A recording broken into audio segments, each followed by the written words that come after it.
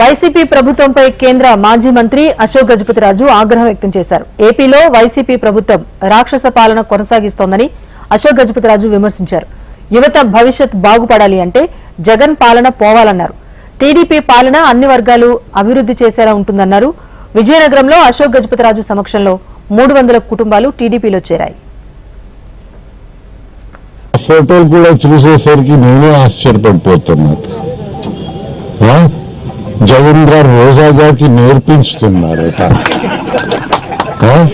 జగన్ గారికి రోజా గారు బూతులు నేర్పించితే ఈయన క్రికెట్ ఎలా ఆడాలి నేర్పిస్తున్నారట.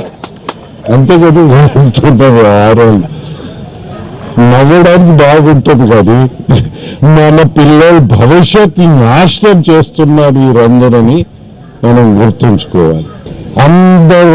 అన్ని రాష్ట్రాల్లో ఒక మొదటి అడుగులో మనం ఉండేవారు. ఇప్పుడు ఆఖర్లు ఉన్నామా లేకపోతే అది కూడా లేకుండా జరిగిందా అని మనం వెతుకుతా ఉన్నాం. 4.5 సంవత్సరాలు 5 సంవత్సరాలు అవుతా ఉంది.